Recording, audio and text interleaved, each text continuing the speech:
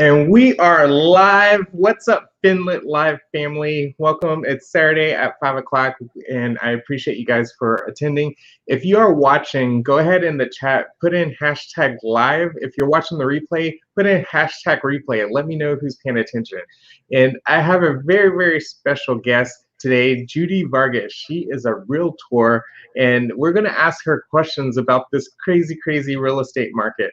So if you have questions that you want personally answered, that you haven't had a resource to be able to ask, go ahead and start thinking about those questions, and we're going to ask her.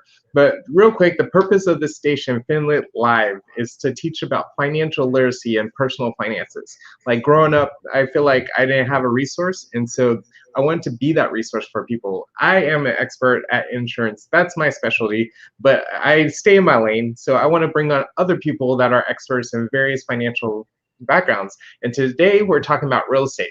So let's go ahead and dive in and let's get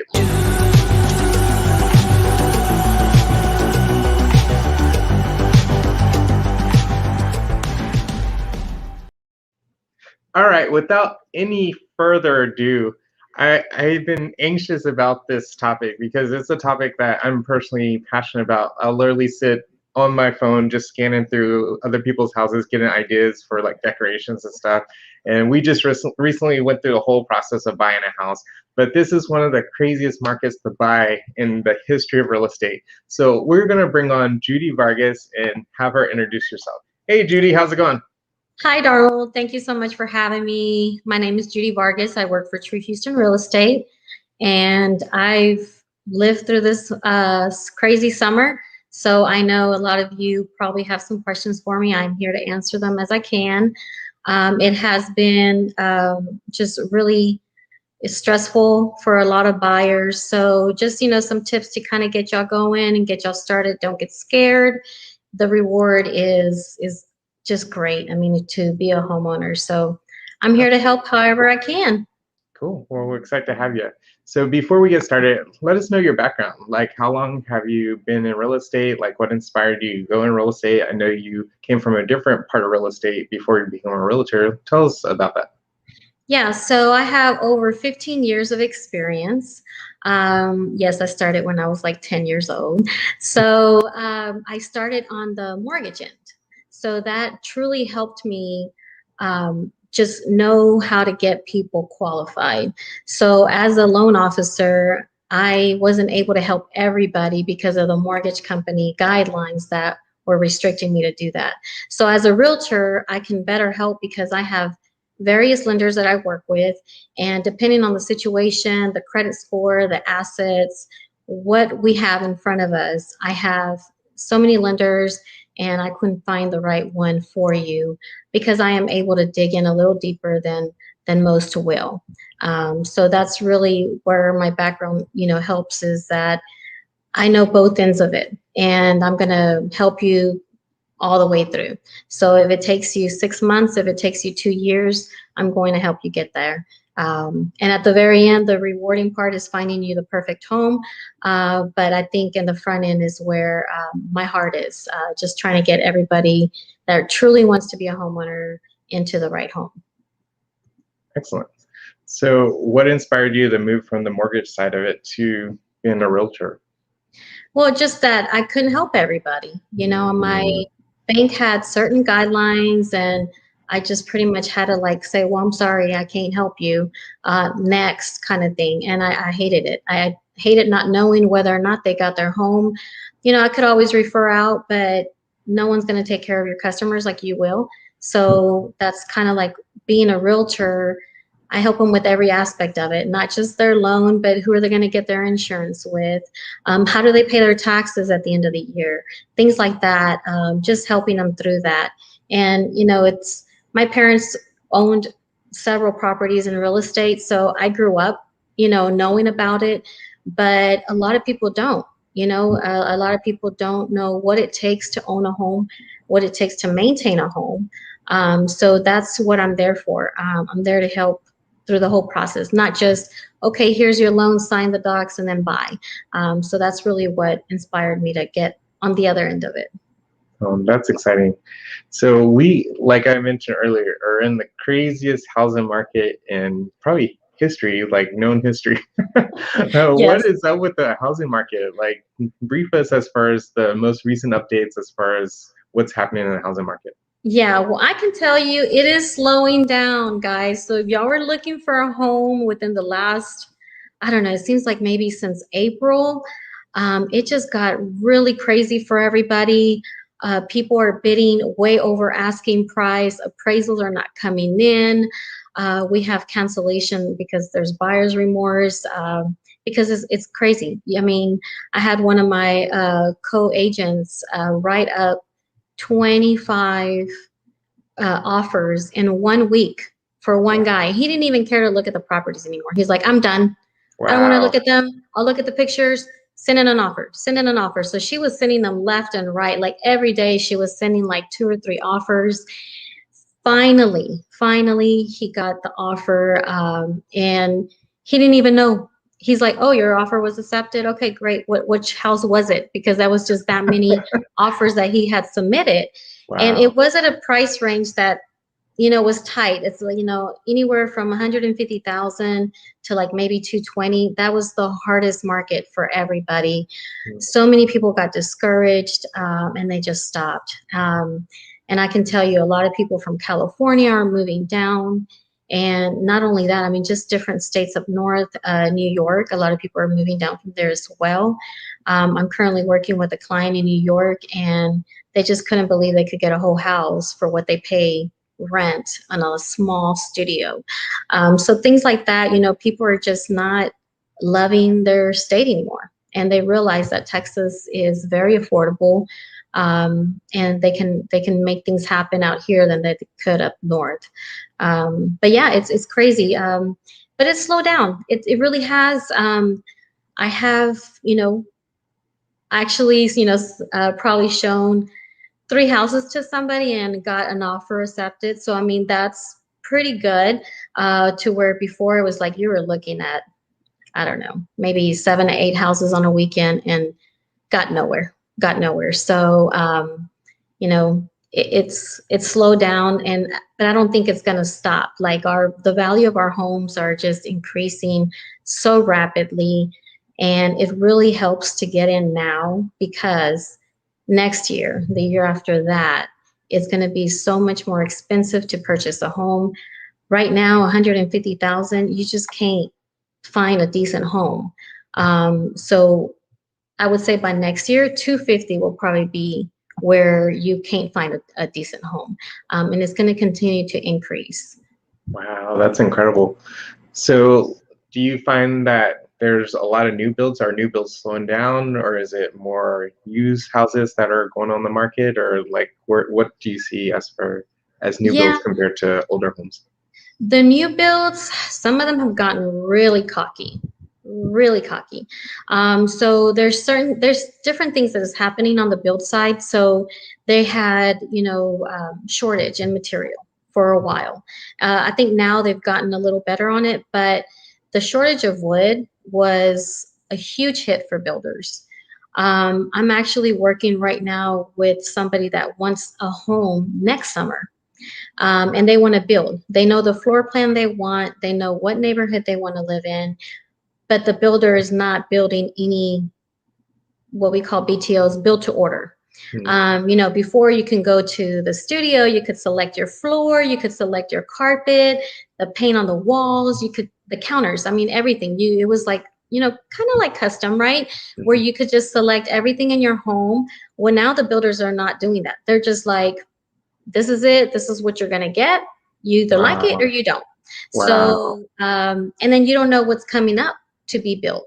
But it's still taking them 10 months to build a house. Wow. So at what time frame do you start? So, my client that I'm working with right now, he's like, am I calling you too soon? I'm like, no, you should have called me earlier. Like, because that's just the time frame that is taking for the builders to build. And then we have to hope that they're going to build the floor plan that my buyer is looking for within the next month or so, or else we're already going to miss next summer, you know? Wow.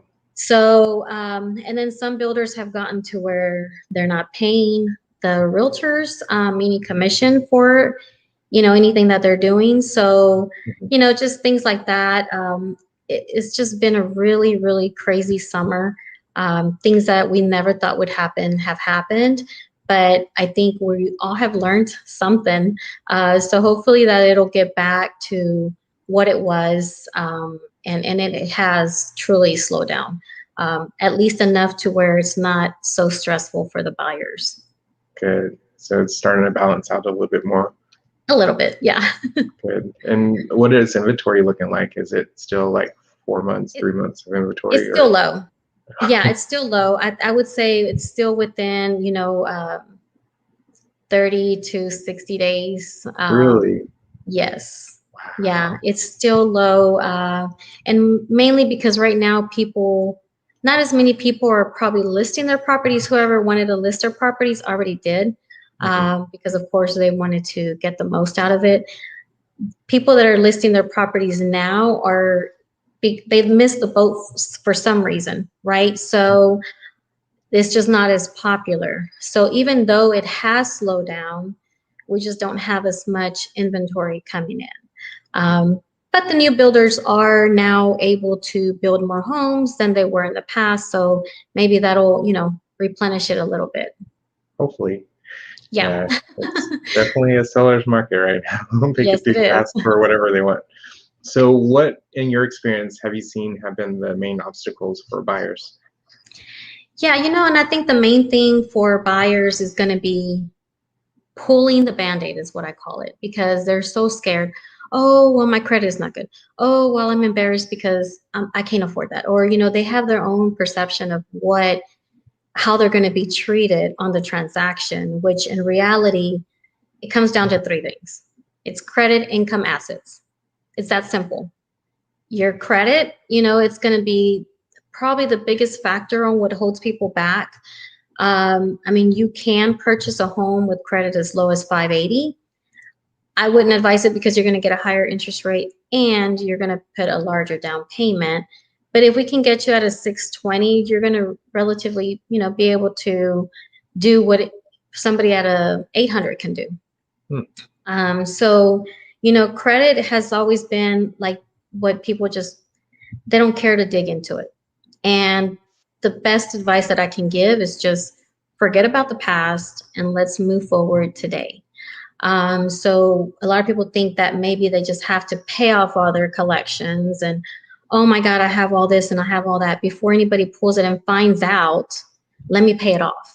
And then they don't have any money for down payment. So then they're stuck, right? So their credit might be good, but they don't have any more funds to go and purchase the home that they were hoping to.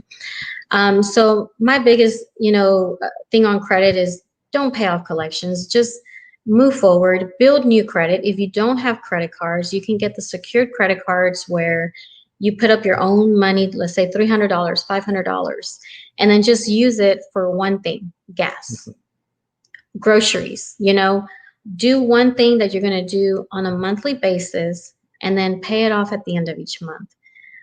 Some people get nervous where, oh my God, I used my credit card today. I need to go pay it off today. No, because the credit card only reports to the bureaus once a month. And when that's going to fall in, it could fall in on the 15th, on the 18th, or the 21st. You never know when that bureau is going to report. So the good thing is just to keep it until you receive the statement. Then you can pay it off in full or just at least make a payment and set it up on auto pay. I mean, life happens. We forget. I'll never forget. Uh, I had a baby in November of 2006 and I didn't pay my Congratulations. mortgage. I forgot about my mortgage. I was so in love with my new baby, right? So my credit tanked for like, I don't know, 10 months. And I couldn't Wow. believe it. Like I had perfect credit. And then all of a sudden, one late pay to the mortgage. That's all that did it, you know? Wow. So just set your things up on auto pay, just for the minimum payment, $25. It's not going to hurt. I can understand maybe your bigger things you don't want it on auto pay, but the credit cards, it's definitely you need to have it on auto pay. Pull your own credit. Look what's on it.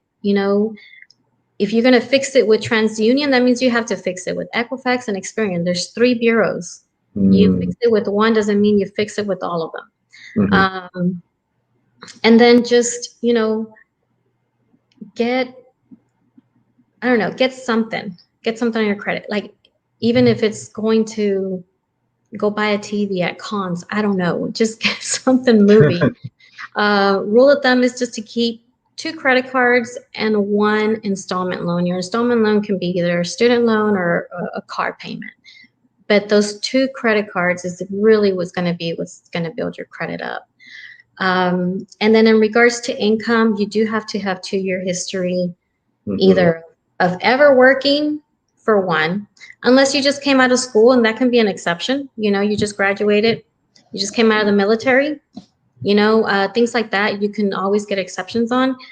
And then if you're getting paid commission, bonus, or self-employed, you need 2 years.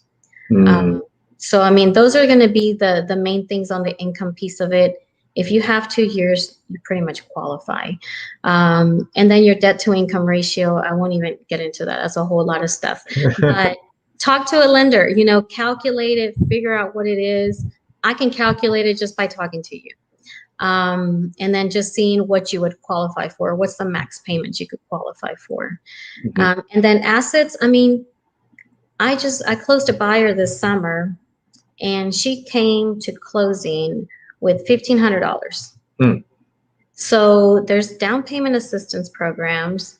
There's 100% financing programs where, because the down payment assistance programs are for low income.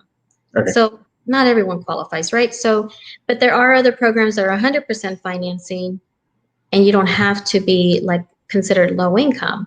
So just knowing those programs that are out there are crucial to get you in your home. But if you just make a whole lot of money and you don't have really good credit, because the 100% financing is requiring a 660 credit score. So if you're not there, if you're 620 in it, but you make a whole lot of money and you don't qualify for the down payment, because down payment assistance is 620 minimum.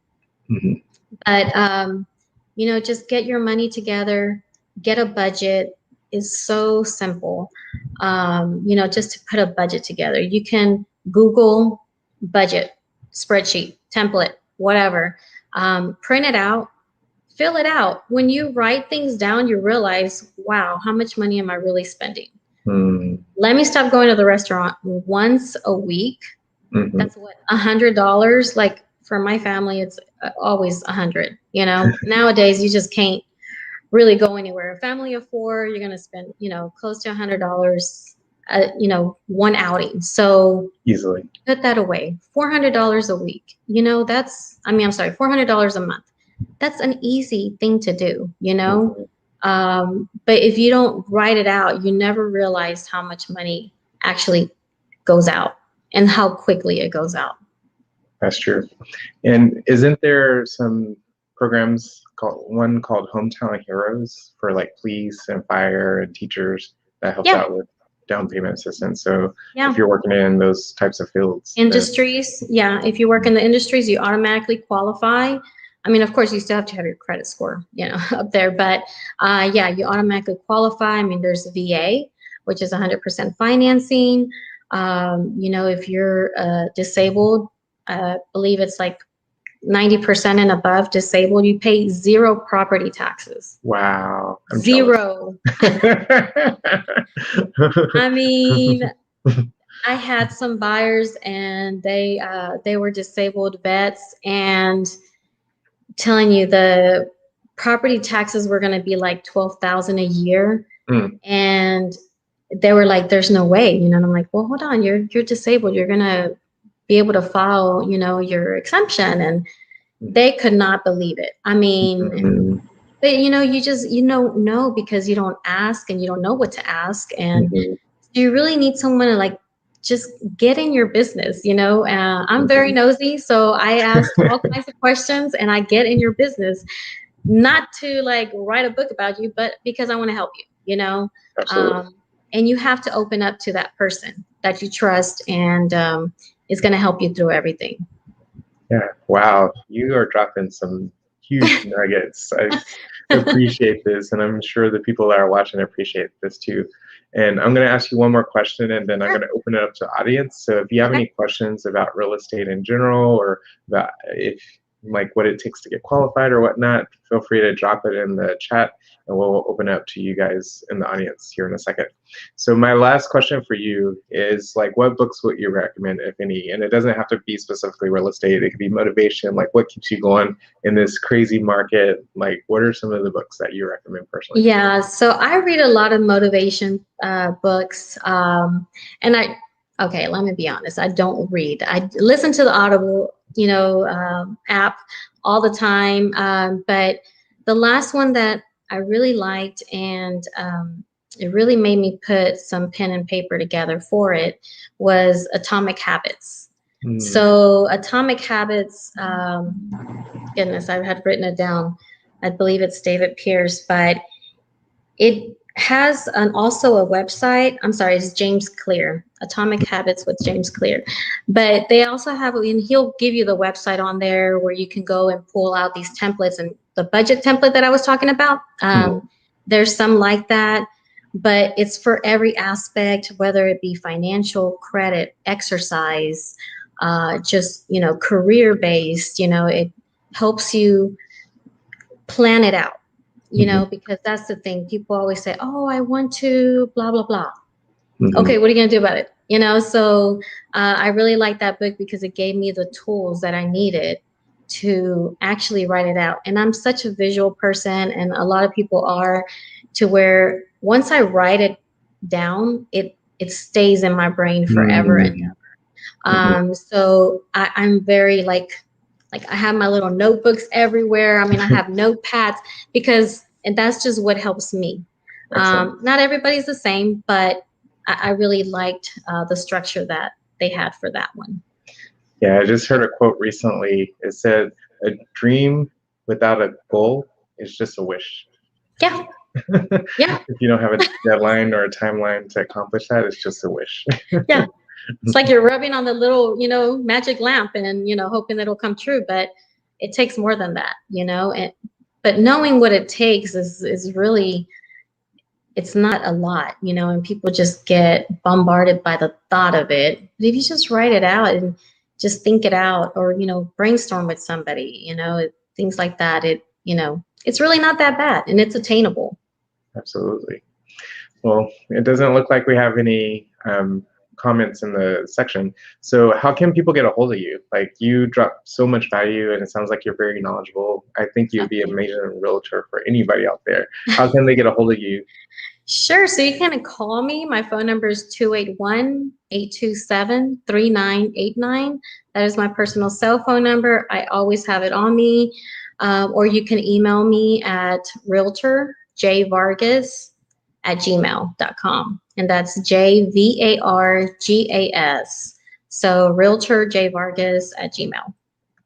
Excellent. Well, it's such a pleasure to have you on the show. Hopefully this isn't the last time, because the real estate market is where it is today, but a month, give it 2 months, give it 3 months, it might be completely different. We're going to have a different conversation, right? So hopefully, Absolutely. I don't know. I just ride with the roller coaster. There you go. Just say we, throw your hands up and say we. Yeah. Like, where am I going today? I guess that keeps you on your toes, and it keeps it interesting and something to look forward to and wake up for. Definitely. Definitely. Well, awesome. Well, we appreciate your time, and I hope you have an amazing Saturday for the rest of your Saturday. Thank you. Thank you for having me. Yeah, no problem. Thank you.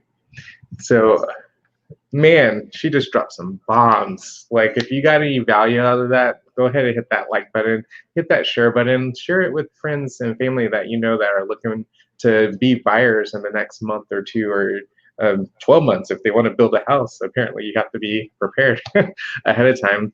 And also, go ahead on YouTube and like and subscribe to the Finlit Live channel. You can find it at www.finlitlive, and there's a link straight to the YouTube channel. Like and subscribe. Smash that button, that notification button. That way you can get notifications every time we do go live. And with that, I appreciate you guys for attending. We will be on same bat time, same bat station this time next week. So I appreciate you guys. Let's go ahead and get lit.